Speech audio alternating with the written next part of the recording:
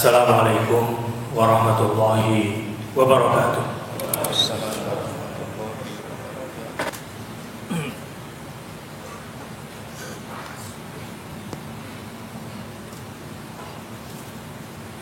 Innal hamdalillah nahmaduhu wa nasta'inuhu wa nastaghfiruh wa na'udzu billahi min shururi anfusina wa min sayyiati a'malina. May yahdihillahu fala mudilla lahu wa may yudlilhu fala hadiya lahu. Asyhadu an la ilaha illallah wa asyhadu anna Muhammadar Rasulullah. Allahumma shalli ala Muhammad wa ala ali sayyidina Muhammad. Ya ayyuhalladzina amanu taqullaha haqqa tuqatih wa la tamutunna illa wa antum muslimun. Saudara-saudaraku sidang Jumat rahimakumullah, mudah-mudahan hari ini adalah Jumat berkah bagi kita semua. Dan semoga keluar dari sholat Jumat ini iman kita, takwa kita, serta petunjuk Allah bertambah buat kita semua. Saudara-saudara, ketika ayat terakhir disebutkan wala tamutunna illa wa antum muslimun, jangan sampai kematian merenggut kalian, dan pasti akan merenggut kalian, tapi kalian belum total dalam berislam. Ujung ayat ini memberikan pesan buat kita bahwa keluar dari ruangan ini mestinya bertambahlah kepasrahan kita kepada syariat-syariat Allah Azza wa Jalla dengan mencontoh Rasulnya Sallallahu Alaihi Wasallam. Semakin kuatlah gairah kita untuk berbuat dan bekerja untuk Islam. Semakin tunduk hati kita untuk bekerja sama untuk Islam. Pada kesempatan yang berbahagia ini, tema yang akan khatib sampaikan adalah menjadi ayah yang amanah. Tidak menjadi ayah yang berkhianat kepada anak-anaknya. Ada sebuah fenomena di masyarakat kita, fenomena lapar ayah. Anak-anak yang kurang mendapatkan asupan teladan dari para ayah. Dan terakhir juga di sebuah penelitian disebutkan bahwa ada fenomena pada anak-anak kita sekarang, fenomena tidak percaya ayah, sehingga mereka memilih untuk bergaul dan bergabung dengan kelompok-kelompok mereka, baik di alam maya maupun di gaya hidup yang salah, seperti kelompok narkoba, kelompok tawuran, kelompok geng motor. Itu semua adalah salah satu contoh ketika para ayah gagal mendidik dan menempatkan rasa berani kepada anak laki-lakinya. Yang terbaru juga sekarang sedang beredar istilah cabe-cabean pada anak muda. Anak-anak perempuan itu sudah dijadikan sebagai undian, gadis-gadis seksi di malam hari yang tidak dirawat oleh ayahnya, dijadikan sebagai piala taruhan bagi anak-anak yang menang lomba di kalangan geng motor itu. Entah di mana ayah daripada anak perempuan ini. Sidang Jumat rahimakumullah. Jika kamu memiliki 2 orang anak perempuan dan kau didik anak perempuanmu itu dengan baik, maka niscaya itu akan menjadi jembatan bagi ayah untuk masuk surga. Tapi sebaliknya, jika anak perempuanmu keluar rumah tanpa menutup aurat, maka setiap langkahnya seakan-akan setiap langkah ayahnya untuk masuk neraka. Naudzubillah min dzalik. Lalu bagaimana menjadi ayah yang amanah menurut Al-Quran dan As-Sunnah? Saya bacakan ayat di surah Al-Baqarah 133. Contoh ayat teladan, contoh ayah yang benar, contoh bapak yang baik bagi anak-anaknya. A'udzu billahi minasyaitonir rajim. Am kuntum syuhada idh hadara Ya'qub al-maut idh qala li banihi ma ta'buduna min ba'di qalu na'budu ilahak wa ilaha abaik Ibrahim wa Ismail wa Ishaq ilaha wahida wa nahnu lahu muslimun. Ada sebuah kisah ketika Yakub menjelang maut ingin cross check kembali apakah selama ini sudah benar mendidik anaknya, apakah selama ini sudah benar menjadi ayah, sudah baik menjadi bapak.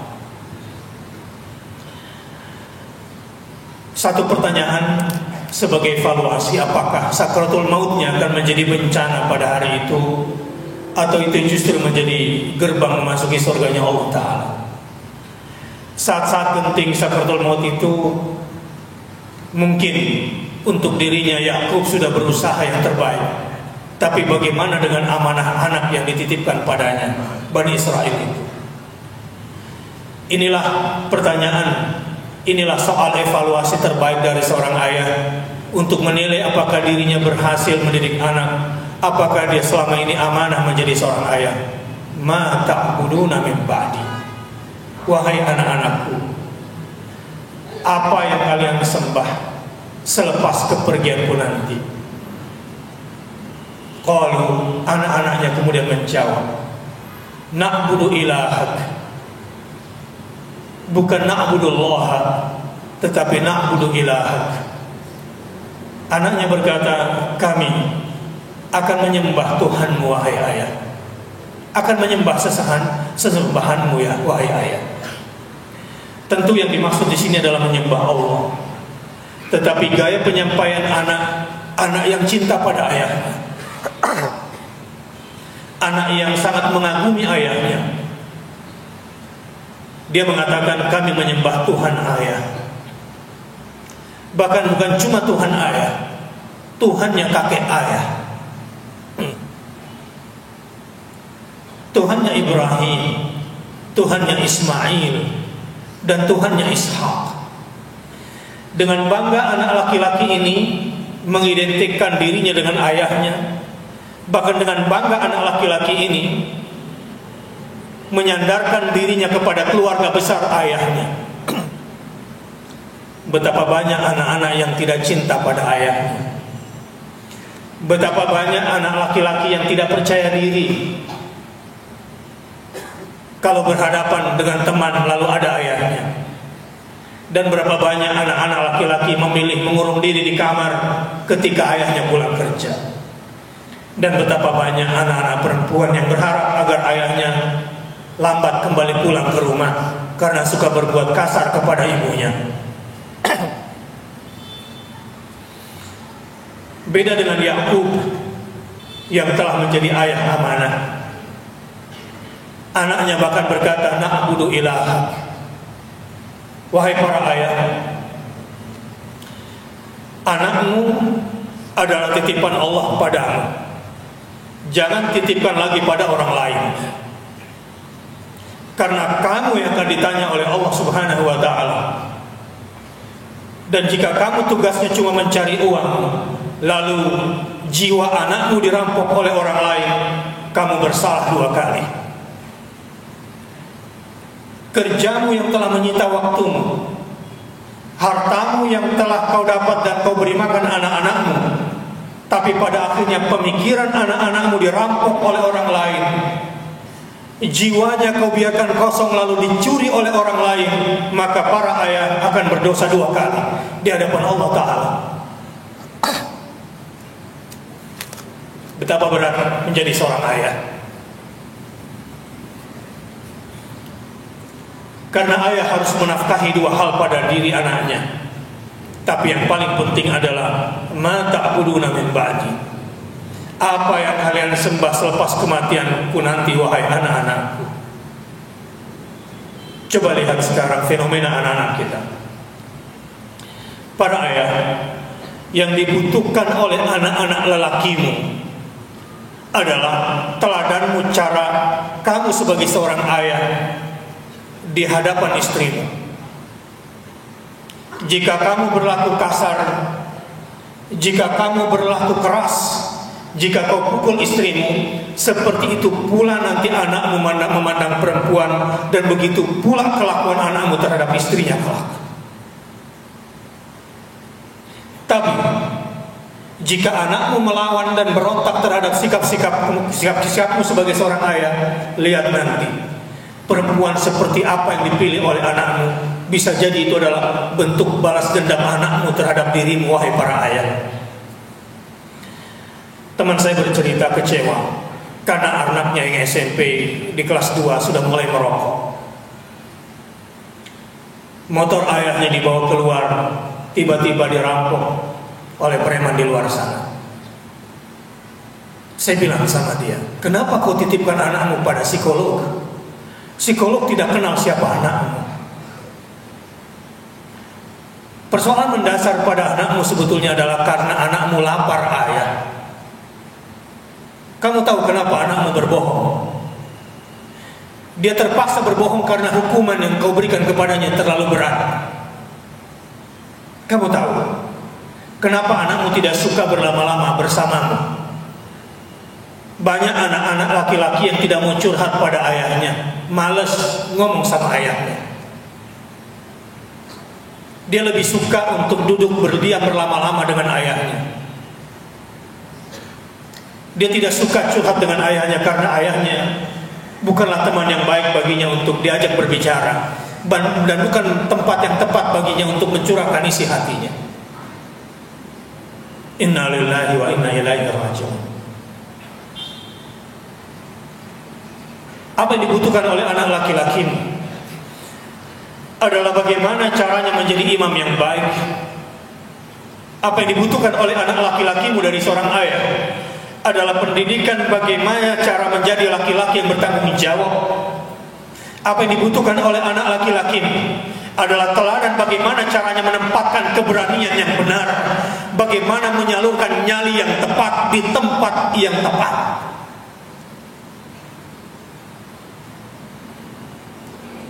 Bukan dengan mempertontonkan sebagai seorang laki-laki merokok di depan anaknya, lalu memberikan rokok kepada anaknya, meracuni anaknya. Bukan begitu cara mendidik laki-laki menjadi laki-laki. Itu sebuah kesalahan besar bagi seorang ayah.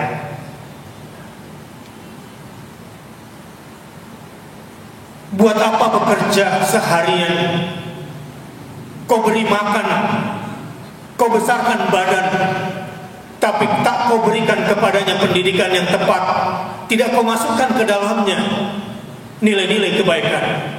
Broken home, yang disebut rumah tangga rusak, itu nggak mesti keluarga yang bercerai, tidak.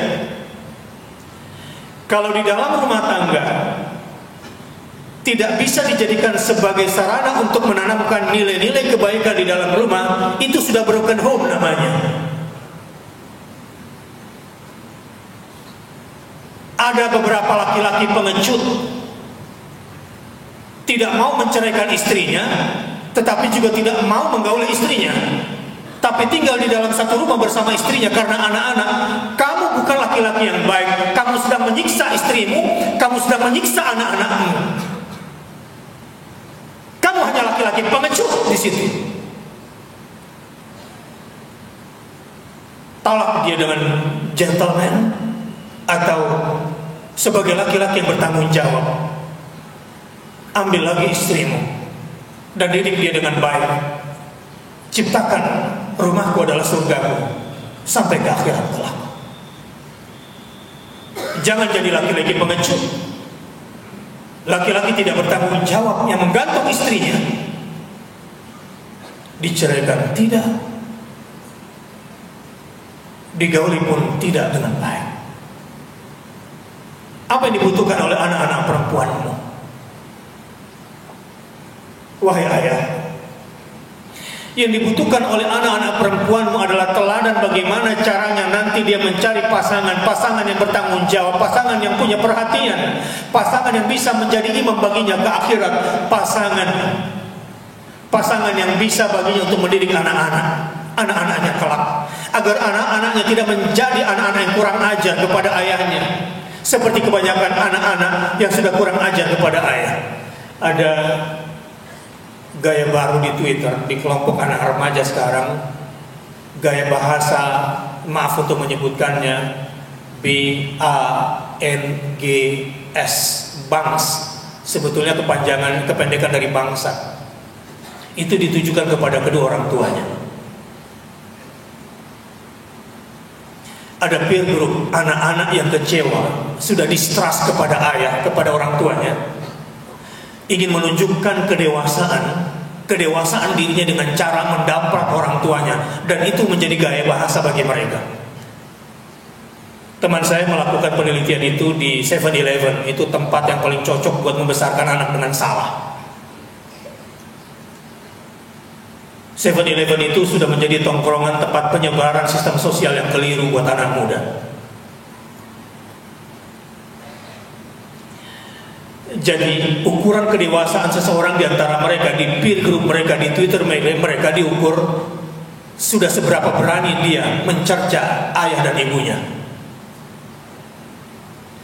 sudah seberapa kasar cara dia mendamprat bapak dan ibunya. Sidang jemaah rahimakumullah, bagaimana Yakub kemudian berbahagia sekali ketika anaknya berkata, na'budu ilaha wa ilaha abaik Ibrahim wa Ismail wa Ishaq, ilaha wahidah. Bukan cuma ilaha wahidah, kami tidak akan menyekutukan Tuhan yang satu yang kami sembah, yang kau sembah wahai ayah. Wa nahnu lahu muslimun. Kami bukan cuma tidak syirik, kami akan mengamalkan perintah-perintah Allah dan menjauhi larangannya seperti yang telah kau contohkan kepada kami wahai ayah. Sedang jemaah rahimakumullah, lihat bagaimana Zakaria mendidik anak perempuannya dan mencarikan guru buat anak perempuannya. Maksud saya Imran, ayahnya Maryam. Dan bagaimana Zakaria kemudian yang tadinya tidak punya anak, supaya punya anak dan memiliki anak yang saleh seperti Yahya dengan cara memelihara Maryam. Begini caranya. Jangan terlalu percaya pada sekolahan anakmu. Kesalahan besar. Kesalahan besar jika ayah terlalu percaya pada sekolahan. Kenapa? Lihat.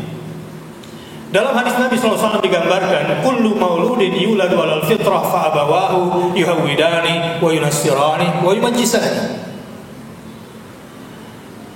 Setiap bayi terlahir dalam keadaan fitrah beragama yang lurus, beragama tauhid. Tapi sekolahan anak-anakmu, tanya sama guru-guru sejarah. Kalau ada pertanyaan di sekolah, bahkan di kampus, bukan cuma S1, tanya pada profesor sekalian. Tanya sama mereka, awalnya agama manusia di dunia ini satu atau berbeda-beda? Saya akan bertanya kepada jamaah, jawab di dalam hati. Mana yang benar menurut ilmu sekolahan? Awalnya agama manusia itu bermacam-macam. Ada animisme, ada dinamisme, ada ateis. Atau jawaban yang B, awalnya agama itu adalah satu, tauhid. Tapi di sekolahan anakmu, sampai di kampus-kampus anakmu diajarkan bahwa awalnya agama itu bermacam-macam. Animisme, dinamisme, ateisme. Kenapa dimulai dari kesesatan ini? Bukankah Al-Quran mengatakan kana nasu ummatan wahidah? Salah besar kalau dikatakan permulaan agama itu adalah bermacam-macam. Agama itu satu, tauhid. Adam, faba'atallahu nabiyyin. Kemudian Allah utus para nabi untuk menjaga agama tauhid ini. Sebagaimana setiap bayi terlahir dalam keadaan beragama yang satu. Tapi lihat apa kata Fir'aun. akan kubunuh Musa karena aku khawatir Musa akan merusak agama kalian. Apa yang dimaksud dengan agama kalian oleh Fir'aun adalah agama manusia, agama rezim yang dipertahankan. Maksud saya begini, jangan terlalu percaya kepada sekolah anak, karena liberalisme pendidikan, liberalisme agama itu sudah luar biasa kerusakannya di sekolah-sekolah. Coba tanya sama anakmu, nak, makhluk purbakala itu ganteng atau jelek? Kulitnya berbulu atau halus? Manusia purbakala itu tinggalnya di rumah atau di gua? Pasti teori Darwin yang diangkat di situ, bahwa manusia keturunan kera. Tapi sekarang temuan sesat yang terbaru sekarang adalah mengatakan bahwa are we hybrids? Apakah kita makhluk hibrida? Jawabannya iya. Kenapa? Ternyata manusia bukan cuma keturunan kera, tetapi keturunan simpanse dan babi. Dari mana teori itu? Teorinya begini, karena kera memang punya banyak persamaan dengan manusia, tetapi kera tidak punya bola mata berwarna biru dan bola mata berwarna hijau. Itu hanya ada pada babi. Karena kera tidak memiliki daging pada hidungnya sehingga tidak mancung, dan itu ada pada babi. Sebetulnya manusia keturunan simpanse dan babi. Yang mereka inginkan adalah yuhawidani, diyahudikan kalian itu semua, agar kita semua menjadi keturunan kera dan babi dengan ilmu mereka. Wa yunassirani, sebentar lagi Natalan, inna lillahi wa inna ilaihi rajiun. Terlalu berlebihan itu Carrefour, Giants, apalah namanya, Maret itu. Hanya gaji sekian dipakaikan semua topi sinterklas yang secara ritual sebetulnya sudah jauh dari agama, dan itu sungguh sudah terlalu jauh. Saudara-saudara, jilbab polwan ditahan-tahan sementara kondom disebarkan. Gimana nasib bangsa ini? Seandainya di KTP dihapus agama, nanti kalau ada orang mati kayak tabrakan kereta Bintaro kemarin, gimana nyolatinnya kalau orang itu gak jelas agamanya? Sedang Jumat rahimakumullah, saya ingin katakan bahwa pendidikan terakhir, benteng terakhir untuk merawat anak-anakmu adalah di rumah. Para ayah yang paling bertanggung jawab dalam hal ini. Sidang Jumat rahimakumullah, saya ingin tutup khutbah saya. Adakah di antara Anda ayah-ayah yang ingin membuat resolusi pada hari ini, ingin membuat pernyataan pada hari ini? Saya katakan bahwa saya adalah ayah pemberani. Saya ayah yang berani mengorbankan waktu saya untuk anak-anak saya. Kalau ada di antara Anda yang punya anak balita, hadiah terhebat Anda bukanlah mobil-mobilan atau boneka yang mahal. Seberapa banyak waktu yang Anda siapkan untuk anak-anak Anda.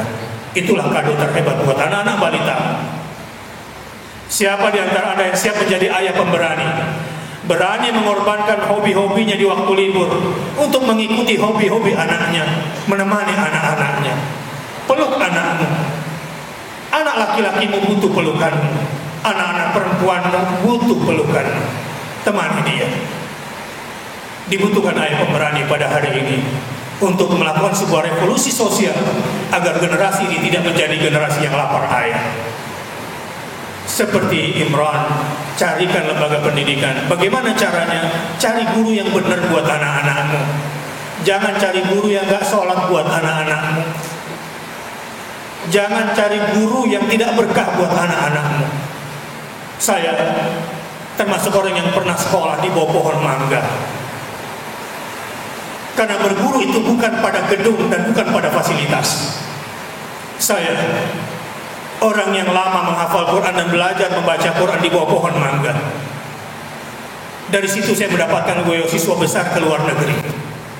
Karena guru saya mendidik untuk kembali kepada Al-Quran dan belajar takut kepada Allah. Itu ilmu yang paling penting. Cari sekolahan yang mengajarkan anakmu untuk malu kepada Allah. Ini zaman banyak orang sudah tidak tahu malu lagi.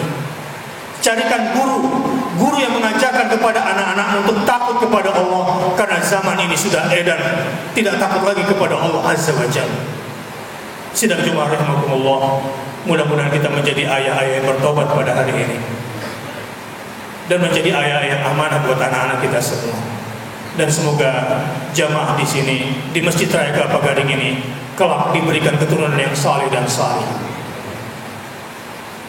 Para ayah, kalau satu hari anakmu bilang, ayah, aku ingin belajar Islam ayah, menangis sujud syukurlah kamu, karena Allah sudah masukkan hidayah besar ke dalam tubuh anakmu. Kalau satu hari anakmu bilang, ayah, aku ingin belajar ngaji ayah, carikan aku guru atau bawa aku ke pesantren yang mengajarkan aku Al-Quran ya ayah, menangis dan sujud syukurlah, karena kamu telah mendapatkan jembatan menuju surga.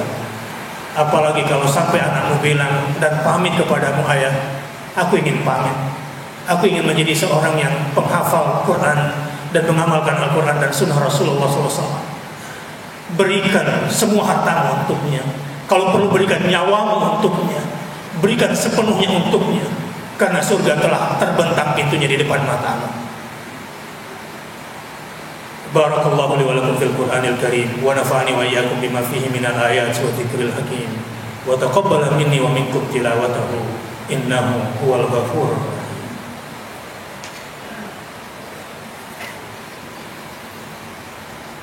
Alhamdulillahil karimir rahman 'allamal Qur'an khalaqal insana 'allamahul bayan. Asyhadu an la ilaha illallah wa asyhadu anna Muhammadar Rasulullah. Allahumma shalli ala Muhammad wa ala ali sayyidina Muhammad. Ya ayyuhalladzina amanu taqullaha haqqa tuqatih wa la tamutunna illa wa antum muslimun.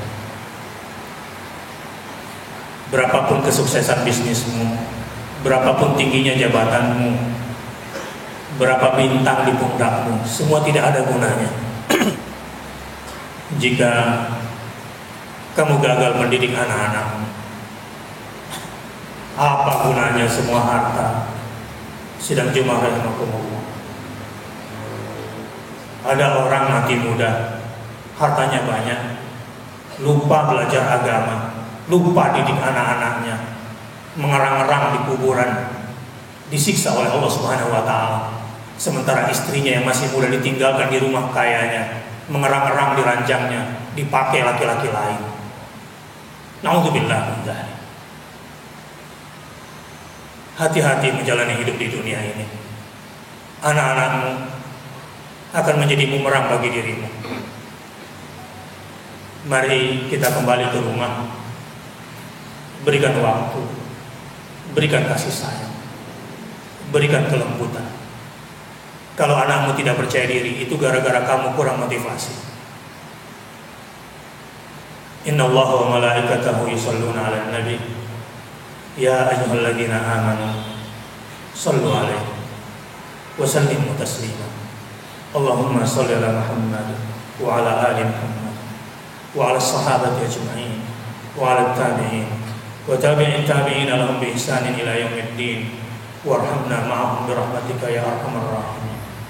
Allahumma ighfir lil muslimina wal muslimat wal mu'minina wal mu'minat al ahya'i minhum wal amwat innaka sami'un qaribun mujibud da'wat. Ya qadiyal hajat, Rabbana zalamna anfusana wa illam taghfir lana wa tarhamna lanakunanna minal khasirin. Rabbana hab lana min azwajina wa dhurriyyatina qurrata a'yun waj'alna lil muttaqina imama. Rabbana ja'alna muqimas salati wa min dhurriyyatina Rabbana wa taqabbal du'a. Rabbana ighfir lana wa liwalidayna wa lil mu'minina yawma yaqumul hisab. Rabbana taqabbal minna innaka antas samiul alim wa tub 'alaina innaka antat tawwabur rahim. Rabbana atina fid dunya hasanah wa fil akhirati hasanah wa qina adzaban nar. Ibadallah, innallaha ya'muru bil adli wal ihsan wa ita'i dzil qurba wa yanha 'anil fahsya'i wal munkari wal baghi ya'idukum la'allakum tadhakkarun. Fadhkurullahal 'azima yadhkurukum washkuruhu 'ala ni'amihi yazidukum wa la dzikrullahi akbar wallahu ya'lamu ma tasna'un.